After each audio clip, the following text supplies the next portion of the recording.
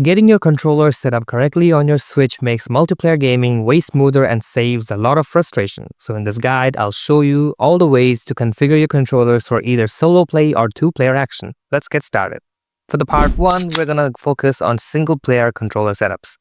First comes the basic connected setup where your Joy-Cons are basically attached to your Switch like this, and you can play with them simply by following the simple options. Anyway, that's the basic part, and maybe most of you already know about it, so I will not go through it. But on your single player mode, you can also have the Bluetooth option. If you go behind your Nintendo Switch, you will find the detaching options of your controllers.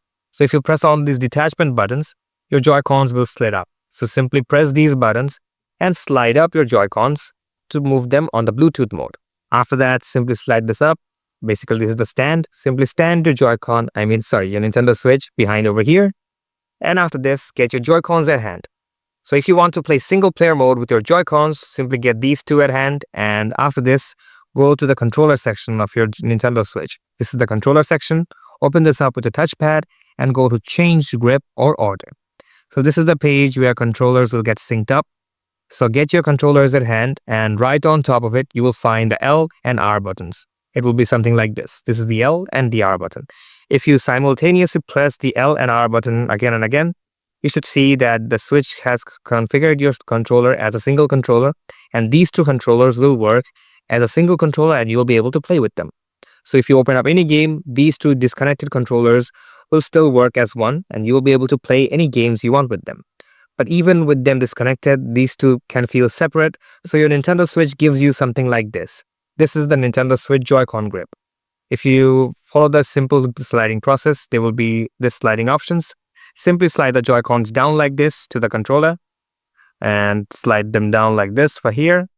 And after this, you will see the light over here. So these lights basically mean that the controllers have power. So simply use the controller like this and you'll be able to play the games by using the grip. It's more easier to do so, and that comes the first part. So this was the basic way of playing games. Now, if you want to play two-player games on your Nintendo Switch, then that is also possible.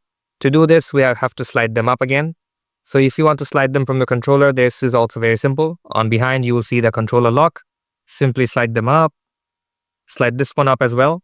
And after this, we're going to try our second two-player option. So if you want to play two-player mode, you have to resync the calibration. Your Joy-Cons will have these buttons in the middle of them. Press on them to resync them.